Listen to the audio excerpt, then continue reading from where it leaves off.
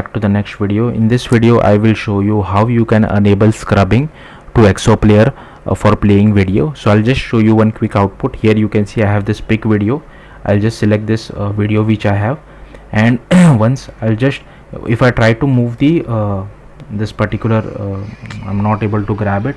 So here you can see if I'm able to move this, it doesn't really like it has enabled the scrubbing for this. Like currently this is what it is. More improvements will come in the future. So let me quickly show. So here you can see that I have disabled the scrubbing, sorry about that. Let me enable the scrubbing, that's why I got confused. So here you saw, right, when I was trying to move the this particular what do you call this, thumbnail of your player, it is still playing the video. If I just come over here, you can see I'm trying to move it, but it is still playing the video. Now let's just rerun the application with the scrubbing time bar enabled. So let's just wait for this a second for the app to rebuild. I'm not using Jetpack Compose, I'm using XML layout. If you want, you can use Jetpack Compose as well.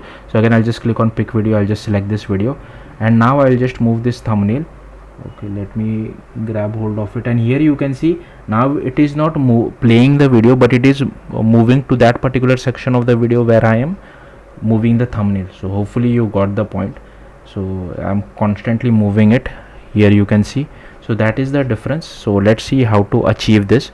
So first you can just create an Android project, then go to build.gradle.kts. Here I have just added 3 dependencies. So you need to use at least 1.8.0 because this feature has been enabled in 1.8.0 as well. Media3 common, Media3 UI, and Media3 ExoPlayer, and then just click on sync now button and it will download the dependencies for you.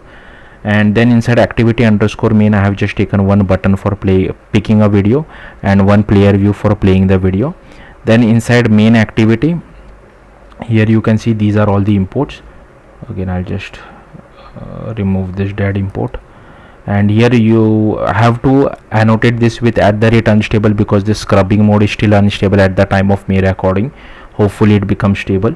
Then here we have defined our input player as well as input player view. Playback position is 0, play when ready is true. Here is our video URL. This method is called on button click, so here it allows for video picking. Once the user has picked a video, we get the URL, we assign it to this variable, and then we initialize our input player. Then inside on create, we just initialize our input player view.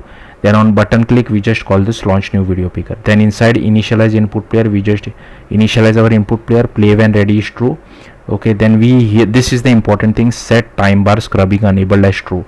Okay, and then assign the input player to our input player view, and then set the media item to our input player, then seek to playback position, and then we just prepare our player. So yeah, that's all there is to it. If you have any questions, do let me know in the comments. Thank you for watching. Bye.